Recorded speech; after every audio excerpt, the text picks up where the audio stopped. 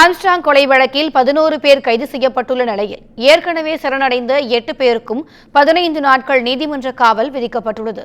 Armstrong கொலை வழக்கில் பிரபல ரவுடி ஆற்காடு சுரேஷின் தம்பி புன்னை பாலா, ராமு, திருவேங்கடம், திருமலை, செல்வராஜ் உள்ளிட்ட 8 பேர் அண்ணாநகர் காவல் நிலையத்தில் வெள்ளிக்கிழமை நள்ளிரவு சரணடைந்தனர்.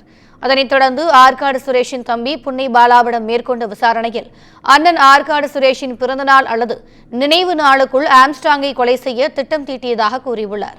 ஜெயபால் மற்றும் ஆம்ஸ்ட்ராங்கின் ஆதரவாளர்கள் தனக்கு மிரட்டல் விடுத்ததாகவும் அதனால் தன்னை கொல்வதற்கு முன்னர் ஆம்ஸ்ட்ராங்கை கொலை செய்ததாகவும் கூறிய அவர் திட்டமிட்டபடி அண்ணனின் பிறந்த நாளிலேயே நல்லபடியாக அனைத்து முடிந்ததாகவும் வாக்குமூலம் அளித்துள்ளார்.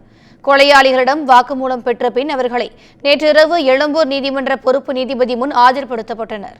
அப்போது கொலைக்கான காரணம் பின்புலம் என்று முழு தகவலையும் நீதிமன்றத்தில் அறிக்கையாக தாக்கல் செய்ய அறிவுறுத்திய நீதிபதி 8 பேரையும் 15 நாட்கள் நீதிமன்ற காவலில் வைத்து விசாரிக்க உத்தரவிட்டார்.